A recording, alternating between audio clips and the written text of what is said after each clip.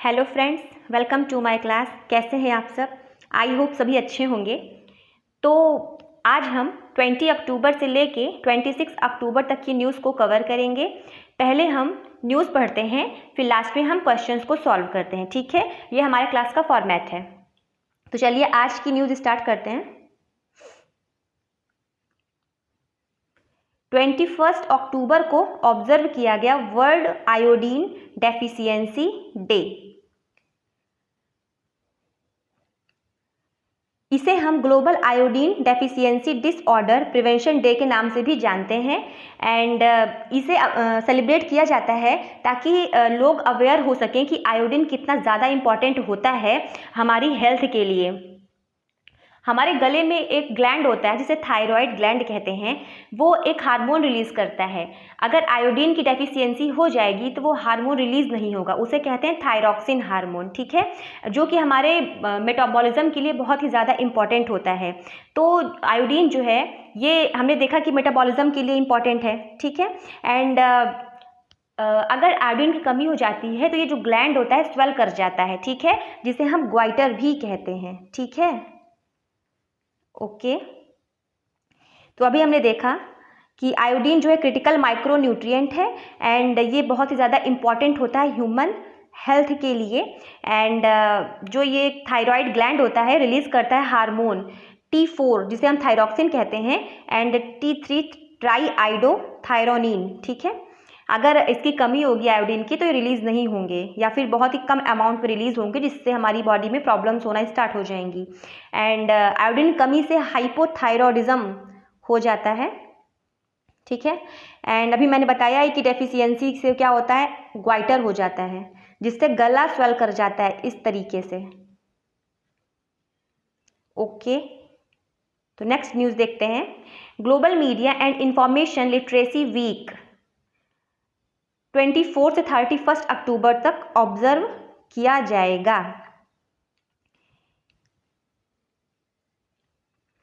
ये जो है अभी हमने देखा कि ये जो global media and information literacy week है ये 24 से 31 अक्टूबर तक सेलिब्रेट किया जाएगा। ये जो है एक मीडिया एंड इंफॉर्मेशन लिटरेसी जो उनकी अचीवमेंट है, ठीक है, जो उनके प्रोग्रेस हुए हैं उसी को सेलिब्रेट करने के लिए ये डे ऑब्जर्व किया जा रहा है, ये वीक ऑब्जर्व किया जा रहा है इनफैक्ट। और इस बार की थीम है the new digital frontiers of information media and information literacy for public interest information. Next news है world polio day. World polio day observe किया गया 24 अक्टूबर को। एंड वर्ल्ड पोलियो डे हर साल 24 अक्टूबर को मनाया जाता है। ठीक है, एंड ये जो है अवेयरनेस को फैलाने के लिए मनाया जाता है कि जो पोलियो होता है वो कैसे होता है, इसे हम कैसे इरेडिकेट कर सकते हैं। ठीक है, एंड इस बार की जो थीम रही है वो थी a global mission to reach every child. क्या रही इस बार की theme? A global mission to reach every child. एक पोलियो वायरस होता है जो कि पोलियो कॉज करता है। ठीक है, तो ये 3 types of wild polio virus होते हैं, जो कि wild polio virus type 1, wild polio virus type 2 and wild polio virus type 3 होते हैं। ठीक है, तो ये डे जो होता है बहुत ही इंपॉर्टेंट होता है ताकि हम इससे अवेयर हो सकें कि पोलियो वायरस कितना खतरनाक होता है। एंड पोलियो ड्रॉप्स को जो 5-6 साल तक के बच्चे होते हैं उनको दिया जाता है ताकि वो एक प्रकार की वैक्सीन है जो हमारी बॉडी में जाता है और हमें पोलियो वायरस से प्रोटेक्शन प्रोवाइड करता है। अब थोड़ा सा वर्ल्ड पोलियो डे को देख लेते हैं, हिस्ट्री, इसकी हिस्ट्री क्या है। तो वर्ल्ड पोलियो डे है वो इस्टेब्लिश किया गया 1985 में बाय रोटरी इंटरनेशनल। ठीक है, इन्होंने इसको रोटरी इंटरनेशनल ने इसको इस्टेब्लिश किया 1985 में। एंड क्यों किया? तो जो डॉक्टर जोनस सॉक हैं जिन्होंने पोलियो की वैक्सीन को पोलियो की वैक्सीन जो बनाई थी, ठीक है, तो उसी को कॉमेमोरेट करने के लिए, उन्हीं के एफर्ट्स को कॉमेमोरेट करने के लिए ये डे ऑब्जर्व किया जाता है। मैंने बता ही दिया कि डॉक्टर सॉक ने वैक्सीन बनाई थी और जो कि एक कॉर्नर स्टोन मतलब बन गया कि लोग पूरा वर्ल्ड जो है इससे पोलियो से फाइट कर पा रहा है। ठीक है, और इसको इरेडिकेट करने में हेल्प कर रही है ये वैक्सीन।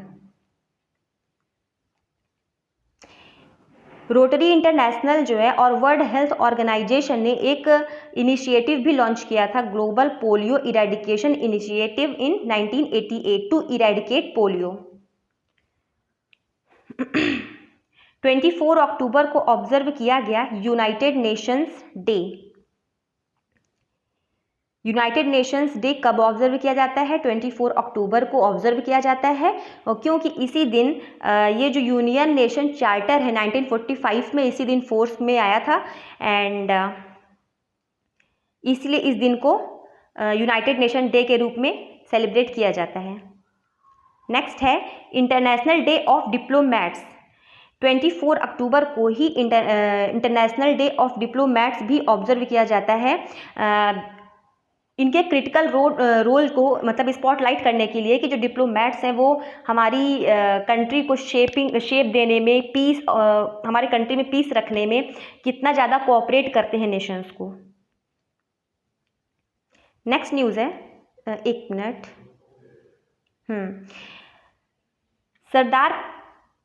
सरदार पटेल की 150th बर्थ एनिवर्सरी को कमेमोरेट किया गया। ये है सरदार वल्लभ भाई पटेल और ये है उनकी स्टैचू ऑफ यूनिटी। तो सरदार वल्लभ भाई पटेल की 150th बर्थ एनिवर्सरी को गवर्नमेंट ने सेलिब्रेट किया और इसे जो है 2024 से लेके 2026 तक सेलिब्रेट किया जाएगा। ये अनाउंस किया union home minister Amit Shah ने। एंड ये इनके जो इम्पॉर्टेंट कॉन्ट्रीब्यूशंस जो दिए हैं इन्होंने हमारी कंट्री को, तो उसी को याद करने के लिए ये सेलिब्रेट किया जा रहा है। ठीक है, अब जब हमारी कंट्री आज़ाद हुई थी तो इन्होंने बहुत ही ज़्यादा इंपॉर्टेंट रोल प्ले किया था हमारी कंट्री को यूनाइट रखने में। इन्होंने कई प्रिंसली स्टेट्स को इंडिया में जोड़ा फिर से, क्योंकि सब जब देश आज़ाद हुआ सब अलग अलग भागने की कोशिश कर रहे थे इधर उधर, बोले कि ना तो हम इंडिया में मिलेंगे ना ही पाकिस्तान में मिलेंगे, हम अलग से रहेंगे। तो जो कुछ पाकिस्तान में भी मिलना चाह रही थी उनको भी इन्होंने इंडिया में ही यूनाइट करके रखा। इन्हें हम आयरन मैन ऑफ इंडिया के नाम से भी जानते हैं, इनकी स्ट्रॉन्ग लीडरशिप एंड डिटर्मिनेशन की वजह से। And as a first deputy prime minister भी रह चुके हैं and home minister of India भी रह चुके हैं ये। और मैंने बताया ही जो इन्होंने 550 प्रिंसली स्टेट्स को इंडिया में जोड़ा था, ठीक है, पोस्ट इंडिपेंडेंस। और जो इनकी बर्थ एनिवर्सरी है सरदार वल्लभ भाई पटेल की, उसको राष्ट्रीय एकता दिवस के रूप में, नेशनल यूनिटी डे के रूप में ऑब्जर्व किया जा रहा है 2014 से। एंड इनकी स्टैचू ऑफ यूनिटी गुजरात में है जो कि वर्ल्ड्स टॉलेस्ट स्टैचू है। ठीक है, एंड सरदार वल्लभ भाई पटेल का की डेथ 1950 15 दिसंबर को हुई थी। चलिए नेक्स्ट है इंटरनेशनल ड्वार्फिज्म अवेयरनेस डे। ये ऑब्जर्व किया जाता है 25 अक्टूबर को, ताकि अवेयरनेस फैलाने के लिए कि जो ड्वार्फ पीपल हैं उनको हम वैसे ही एक्सेप्ट करें, उनको नीचे मतलब किसी हीन भावना से ना देखा जाए एंड उसको जैसे हैं वैसे ही एक्सेप्ट किया जाए। ठीक है, एंड ये भी अवेयरनेस बताने के लिए कि जो कंडीशन होती है एकॉन्ड्रोप्लासिया, मतलब एक जेनेटिक डिसऑर्डर होता है जो कि ये जीन्स में कुछ चेंजेस हो जाते हैं जिसकी वजह से जो हाथ पैर होते हैं बहुत स्मॉल हो जाते हैं, बॉडी स्मॉल हो जाती है, उस कंडीशन को एकॉन्ड्रोप्लासिया कहते हैं। ठीक है, चलो नेक्स्ट न्यूज़ है, Amitabh Chaudhary reappointed as MD and CEO of Axis bank of by RBI। Amit Chaudhary को री अपॉइंट कर दिया गया है MD and CEO of Axis bank. So Axis bank ने अपना MD एंड CEO चुन लिया है अमिताभ चौधरी को फिर से, एंड इसको RBI ने भी अप्रूवल दे दिया है। एक मिनट, ये बार बार नेक्स्ट न्यूज़ है, doctor Neena Malhotra appointed ambassador to Sweden. Doctor Neena Malhotra को अपॉइंट कर दिया गया है स्वीडन का एम्बेसडर, एंड ये जो है इंडियन फॉरेन सर्विस ऑफिसर है 1992 बैच की, और फिलहाल ये मिनिस्ट्री ऑफ एक्सटर्नल अफेयर्स में कार्यरत थी। ठीक है, नेक्स्ट न्यूज़ है, justice Sanjiv Khanna appointed as 51st chief justice of India.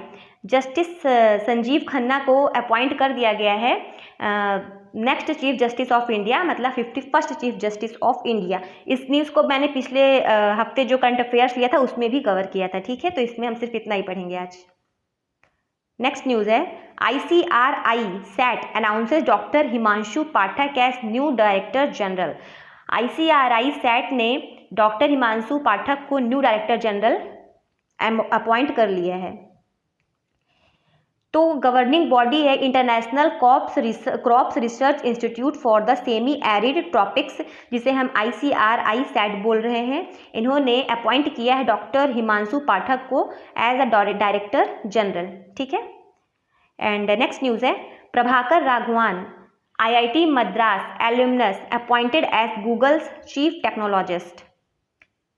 ये हैं प्रभाकर राघवान। एंड प्रभाकर राघवान जो कि पढ़े हुए हैं IIT मद्रास से, ठीक है।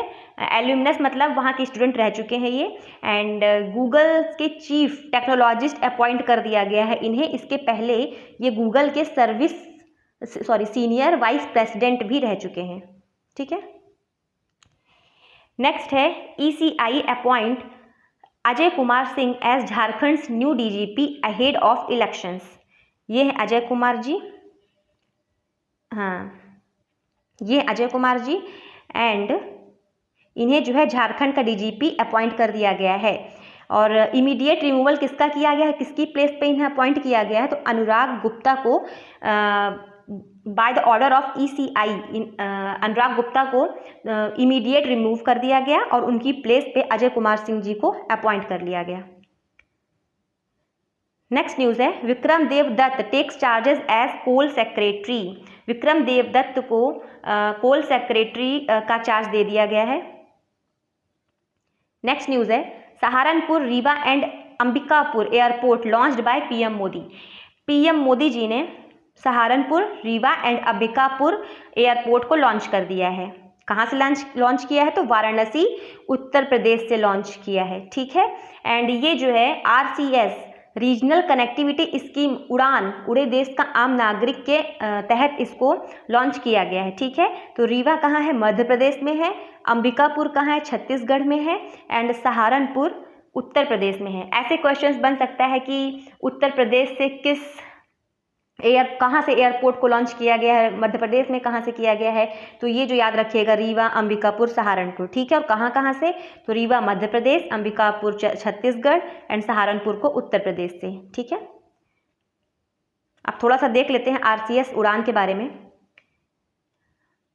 RCS उड़ान को लॉन्च किया गया था 21 अक्टूबर 2016 में एंड एक 10 ईयर विजन के साथ, ठीक है। हाँ, एंड ताकि ये जो रिमोट कनेक्टिविटी को प्रोवाइड कर सके, मतलब जो ऐसे एरियाज़ हैं जहाँ तक पहुँचना मुश्किल है वहाँ तक कनेक्टिविटी दे सकें, ठीक है। So aimed at enhancing infrastructure connectivity specially in remote and underserved region, ठीक है। एंड जो पहली RCS उड़ान फ्लाइट इनॉग्रेट की थी PM ने, कहाँ से की थी, तो शिमला टू दिल्ली की फ़्लाइट को किया था इन्होंने। तो RCS उड़ान फ्लाइट जो पहली की गई थी कहाँ से, तो शिमला टू दिल्ली की गई थी 2017 में। नेक्स्ट है ₹200 crore census aims to boost livestock sector in India. Union minister Rajiv Ranjan Singh ने लॉन्च किया है 21st लाइव स्टॉक सेंसस, जिसके लिए गवर्नमेंट ने 200 करोड़ का फंड प्रोवाइड किया है। और इससे जो डाटा मिलेगा वो जो पॉलिसीज़ बनाई जाएगी एनिमल्स के लिए, उनके हेल्थ सिक्योरिटी के लिए और एनिमल सेक्टर के ग्रोथ के लिए, उसके लिए उसमें ये हेल्प करेगा सारे डाटाज। नेक्स्ट है government announces extra pension for senior over 80s। जो 80 के एज के हो चुके हैं या फिर 80 से ज़्यादा एज के हैं उनको गवर्नमेंट एक्स्ट्रा पेंशन प्रोवाइड करेगी। चलिए देख लेते हैं न्यूज़ क्या है।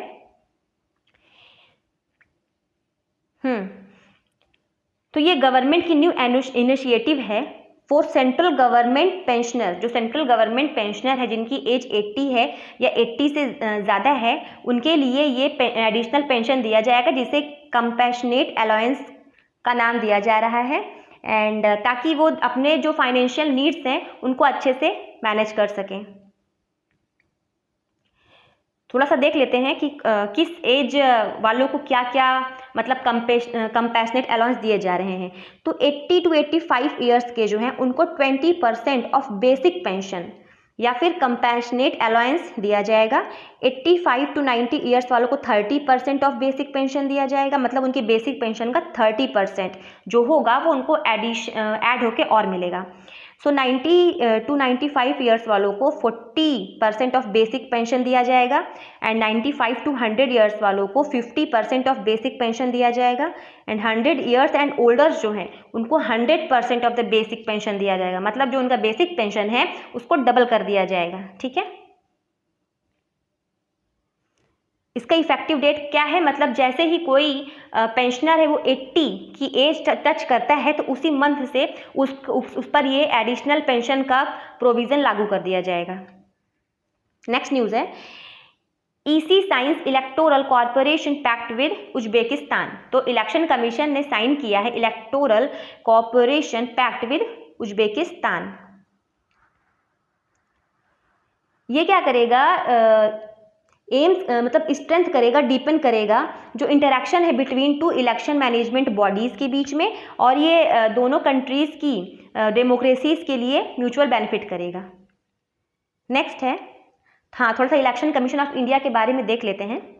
तो इलेक्शन कमीशन ऑफ इंडिया जो एक परमानेंट एंड इंडिपेंडेंट बॉडी है जो कि कॉन्स्टिट्यूशन ऑफ इंडिया के थ्रू इस्टेब्लिश्ड की गई है ताकि जो कंट्री में इलेक्शंस होते हैं वो फ्री एंड फेयर हो सकें, मतलब बिना किसी चीटिंग के ये इलेक्शन हो सके। एंड ये एक कॉन्स्टिट्यूशनल बॉडी है क्योंकि ये डायरेक्ट कॉन्स्टिट्यूशन के प्रोविज़न के थ्रू लाई गई है। ठीक है, and ECI is an all India body, एक ये ऑल इंडिया बॉडी है और सेंटर एंड स्टेट गवर्नमेंट दोनों के लिए कॉमन है, मतलब ये सेंटर गवर्नमेंट के भी इलेक्शंस कराती है एंड स्टेट के जो इलेक्शंस होते हैं उनके भी कराती है। ठीक है, एंड लाइक ये लोकसभा और राज्यसभा के इलेक्शन कराती है और स्टेट में state legislative assembly and state legislative council के इलेक्शन कराती है, साथ में ये प्रेसिडेंट के इलेक्शन भी कराती है, वाइस प्रेसिडेंट के इलेक्शंस भी कराती है। ठीक है, और जितने भी इलेक्शंस का सारा कंट्रोल है इसी के हाथ में होता है, ECI के हाथ में होता है। ECI से जुड़ा जो आर्टिकल कॉन्स्टिट्यूशन में मेंशन है वो है आर्टिकल 324।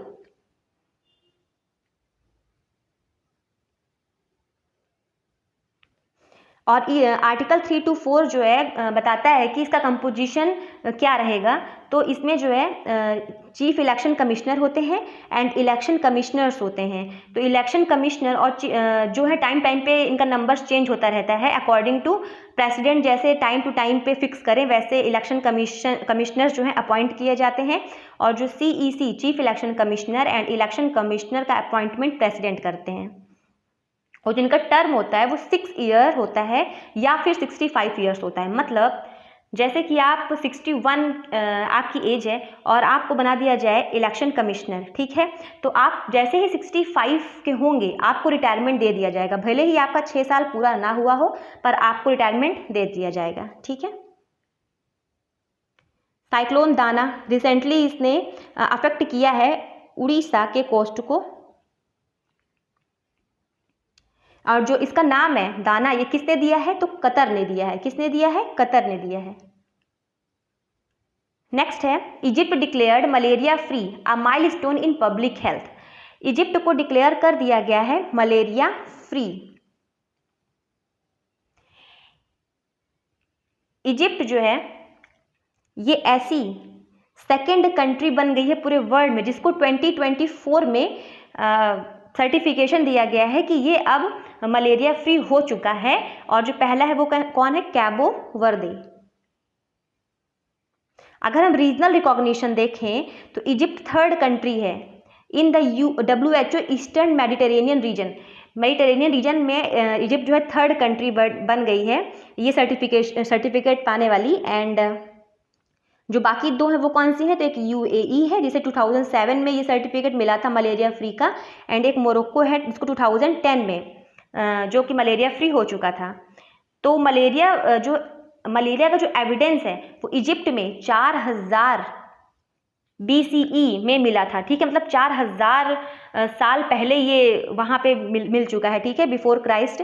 एंड जो नाइल रिवर के लोग रहते थे वो बहुत ही ज़्यादा इससे अफेक्टेड होते थे, क्योंकि वहाँ पे पानी रहता था और जो लोग उसके आसपास रहते थे तो फिर उनको मलेरिया के चांसेस ज़्यादा हो जाते थे। तब से वो ये फाइट कर रहा है इजिप्ट कि हम कैसे इससे बच सकें, कैसे इससे फ्री हो सकें, ठीक है। तो इसके लिए इनिशिएटिव भी लॉन्च किया था इजिप्ट ने कि जो घर के आसपास जो है राइस कल्टीवेशन भी इन्होंने बैन कर दिया था, कि जो घर के आसपास है राइस कल्टीवेशन ना किया जाए, क्योंकि राइस में क्या लगता है, पानी बहुत ज़्यादा लगता है, उसमें पानी भरा रहेगा तो वो उसमें जो होंगे मच्छर अंडे देंगे और ज़्यादा मच्छर होंगे और मलेरिया इससे बहुत ज़्यादा कॉज होगा। नेक्स्ट है Israel joins Asian development bank as 69th member country. Israel 69th member बन गया है एशियन डेवलपमेंट बैंक को ज्वाइन करने वाला, ठीक है। और ये जो है नॉन रीजनल मेंबर है of the Asian development bank. Next news है Maldives president introduce UPI payment service to boost economy. Maldives के जो प्रेसिडेंट हैं मोहम्मद मुइज़ू, इन्होंने इंट्रोड्यूस कर दिया है इंडिया का UPI पेमेंट सर्विस। अब जो लोग वहाँ जाएंगे मालदीव तो UPI के थ्रू पेमेंट कर सकते हैं, ठीक है। और इन्होंने किया ताकि इंडिया से उनके टाइज जो हैं और स्ट्रेंथन हो सकें।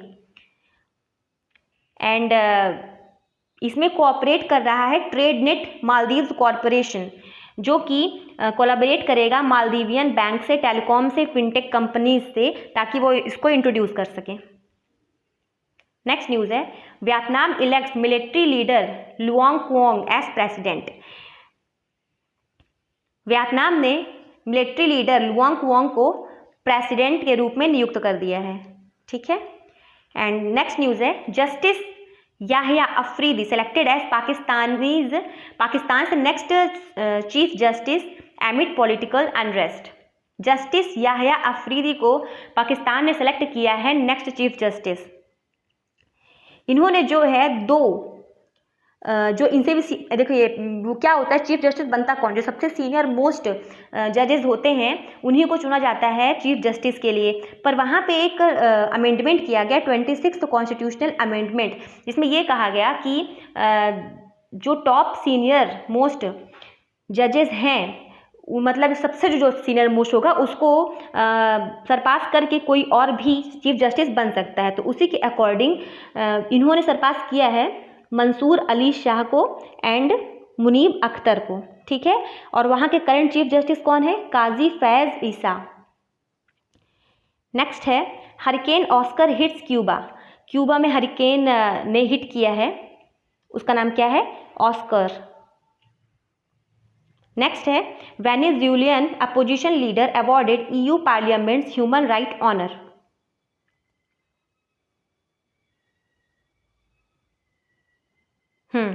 तो वेनेजुएला के जो अपोजिशन लीडर हैं उन्हें अवॉर्ड किया है EU पार्लियामेंट ने ह्यूमन राइट ऑनर से।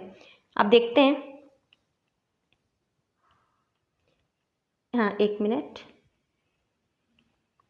तो ये अवार्ड जो दिया है किसने दिया है, तो the European parliament has awarded the Sakharov prize for freedom of thought. तो EU पार्लियामेंट जो पार्लियामेंट है वो अवार्ड देता है Sakharov prize for freedom of thought के लिए देता है। तो किसे दिया गया है, Maria Corina Machado and Edmundo Gonzalez, इन्हें ये प्राइज़ दिया गया है जो इन्होंने एफर्ट डाले हैं, फाइट किए हैं फॉर फ्रीडम एंड डेमोक्रेसी के लिए। तो इसके लिए इन्हें इस अवार्ड से सम्मानित किया गया है। नेक्स्ट है Adarsh Karmayogi awards by mines ministry. Mines ministry ने अवार्ड दिया है आदर्श कर्मयोगी। तो किन्हें किन्हें अवार्ड दिया है पहले देख लेते हैं। तो ये जो अवार्ड है सिविल सर्वेंट्स को दिए जाते हैं, उनके जो इम्पोर्टेंट रोल्स हैं उसके लिए। तो जो मिशन कर्मयोगी है एक मिनट, हाँ, जो मिशन कर्मयोगी है, ये प्रोग्राम जो है transition seeks to transition civil service from a rule based to role based approach और सिटीजन सेंट्रिक गवर्नेंस मॉडल पे बेस्ड होता है। एंड ये गवर्नमेंट ने लॉन्च किया है नेशनल लर्निंग वीक, जो कि 19 अक्टूबर से लेकर 25 अक्टूबर तक चलेगा, जिसे हम कर्मयोगी सप्ताह के नाम से भी जानते हैं। 13 एम्प्लॉयज़ को ये अवार्ड दिया गया है, आदर्श कर्मयोगी अवार्ड। ओके, इसका पर्पस क्या है? To encourage employees of the ministry of mines to embrace lifelong learning and enhance citizen centric services through capacity building. मतलब जो वो लाइफ लॉन्ग जो है लर्निंग कर सकें और सिटीजन सेंट्रिक सर्विसेज दे सकें। 13 अवॉर्डी जिसे ये अवार्ड दिया गया है, उसमें से जियोलॉजिकल सर्वे ऑफ इंडिया से 8 एम्प्लॉयज़ हैं, हिंदुस्तान कॉपर लिमिटेड से 3 एम्प्लॉय हैं and Indian bureau of mine से 2 एम्प्लॉय हैं। ये क्या हो जा रहा है? बस एक मिनट, ये पूरा बैक हो गया।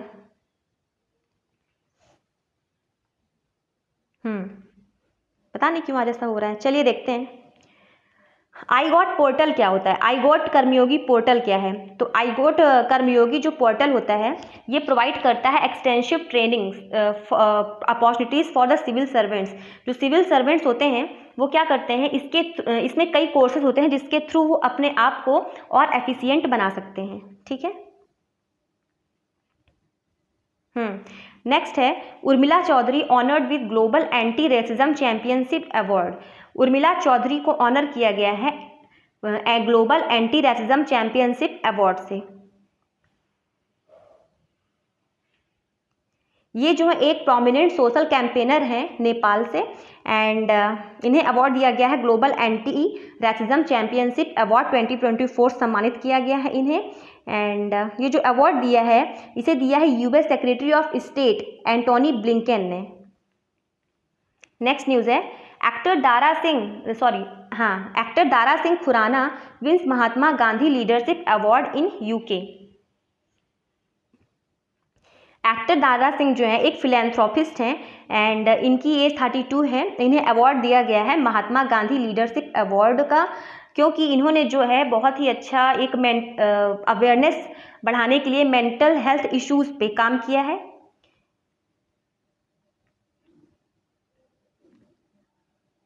और ये की स्पीकर भी थे ग्लोबल मेंटल हेल्थ समिट 2024 में जो हुआ था। कहाँ हुआ था? तो ऑक्सफोर्ड यूनिवर्सिटी में हुआ था एंड इन्होंने क्रिटिकल मतलब स्पीच दिया है एंड काम भी किया है critical global mental health challenges के ऊपर। नेक्स्ट है SAIL received top recognition at SHRM HR excellence award. So SAIL को, जो कि steel authority of India limited है, उन्हें अवार्ड दिया गया है SHRM HR एक्सीलेंस अवार्ड। किस लिए? तो excellence in inclusion equity and diversity के लिए and excellence in managing the distributed workforce. जो ये इवेंट हुआ कहाँ हुआ? तो SHRM इंडिया एनुअल कॉन्फ्रेंस, ये कहाँ हुआ? न्यू दिल्ली में हुआ। थोड़ा सेल के बारे में देख लेते हैं, न्यूज़ में था तो इससे जुड़े हुए क्वेश्चंस पूछे जा सकते हैं, है ना। तो steel authority of India limited ये सेंट्रल पब्लिक सेक्टर अंडरटेकिंग है जो कि बेस्ड इन न्यू दिल्ली में है एंड ये largest government owned steel producer है और एक महारत्न कंपनी भी है ये। ठीक है। ये जो है मिनिस्ट्री ऑफ स्टील के अंदर आती है एंड इस्टेब्लिशमेंट इसका कब हुआ था? 24 जनवरी 1973 में। और ये कहाँ से ऑपरेट करती है? तो भिलई, राउरकेला, दुर्गापुर, बोकारो, बर्नपुर, जिसे आसनसोल भी कहते हैं। ठीक है, वहाँ से ऑपरेट करती है और कुछ स्पेशल स्टील प्लांट्स हैं कहाँ? सालेम, दुर्गापुर एंड भद्रवती। और चंद्रपुर में इसे फेरो एलॉय प्लांट भी कहते हैं।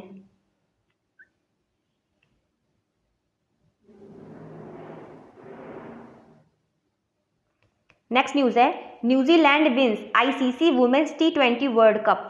न्यूजीलैंड ने जीत लिया है ICC women's T20 world cup. इन्होंने किसे हराया है? साउथ अफ्रीकन टीम को हराया है 32 रन से। प्लेयर ऑफ द मैच किसे मिला है? अमेलिया केर को। And player of the series भी मिला है अमेलिया केर को। और जो ये T20 वर्ल्ड कप हुआ है ये कहाँ हुआ है? दुबई इंटरनेशनल क्रिकेट स्टेडियम में। वहाँ पे न्यूजीलैंड ने साउथ अफ्रीका को हराया है। नेक्स्ट है Sharapova and Brian brothers inducted into 2025 tennis hall of fame class. Sharapova and Brian brothers को इंडक्ट कर दिया गया है 2025 tennis hall of fame class में। नेक्स्ट है Indian women's hockey legend Rani Rampal announces retirement.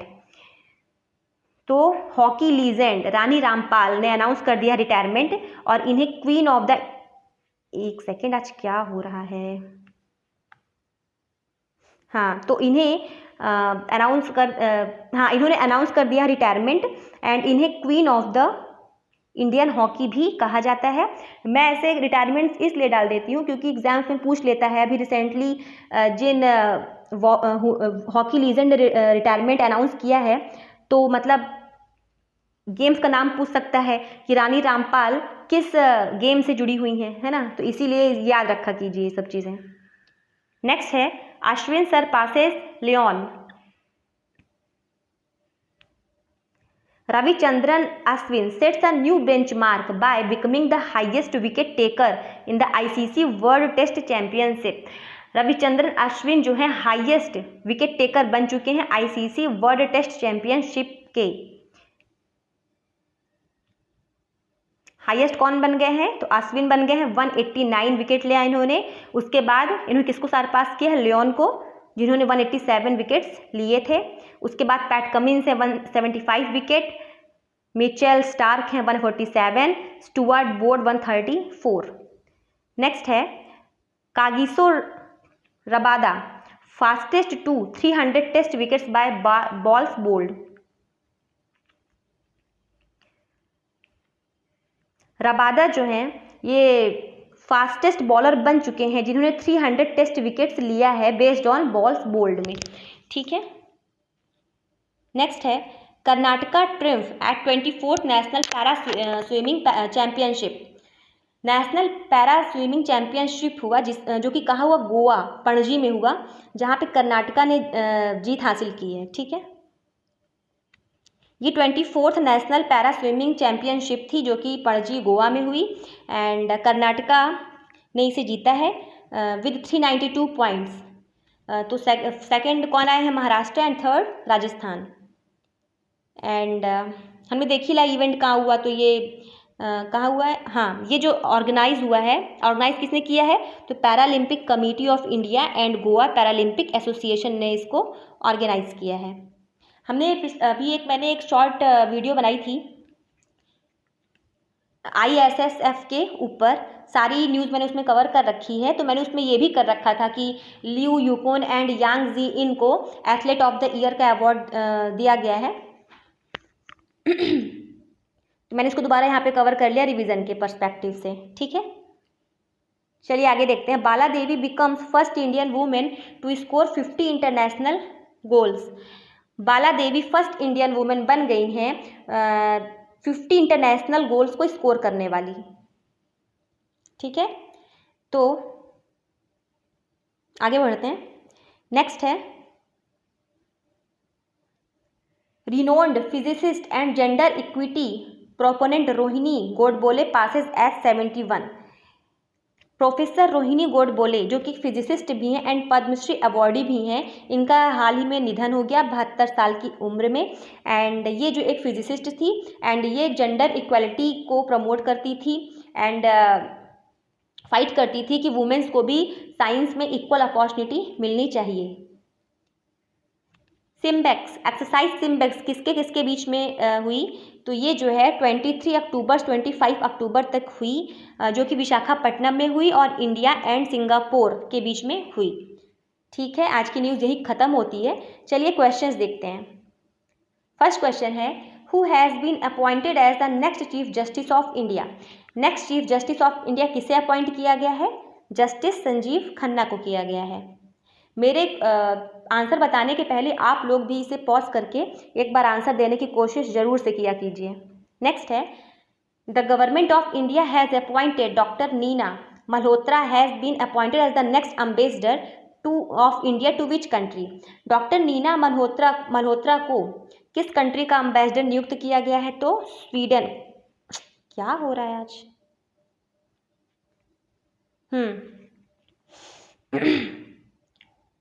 Sorry for that. तो doctor Neena Malhotra को किस कंट्री का एम्बेसडर चुना गया है? तो स्वीडन का। नेक्स्ट है, एक्सरसाइज सिम्बेक्स किसके किसके बीच में हो रही है? India and Singapore. नेक्स्ट है, who was recently awarded the global anti racism championship award 2024। Global anti racism championship award से किसे सम्मानित किया गया है? तो उर्मिला चौधरी को किया गया है। नेक्स्ट है, यूनाइटेड नेशन डे कब सेलिब्रेट किया जाता है हर साल? 24 अक्टूबर को किया जाता है। नेशनल लर्निंग वीक और कर्मयोगी सप्ताह ऑर्गेनाइज किया गया कब से कब तक? तो अक्टूबर 19 से लेके 25 अक्टूबर तक। नेक्स्ट है, Luong Cuong has been elected as the new president of which country. Luong Cuong को किस कंट्री का प्रेसिडेंट इलेक्ट किया गया है? किसका? तो वियतनाम का। वियतनाम का किया गया है। नेक्स्ट है, which country was recently declared malaria free by the world health organisation.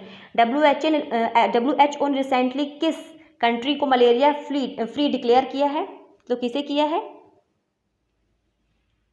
South Africa को, सॉरी इजिप्ट को किया है। किसे किया है? इजिप्ट को किया है। नेशनल पैरा स्विमिंग चैंपियनशिप कहाँ ऑर्गेनाइज किया गया? कहाँ किया? तो गोवा, पणजी में। नेक्स्ट है, which country has named the cyclonic storm Dana that arose in the bay of Bengal.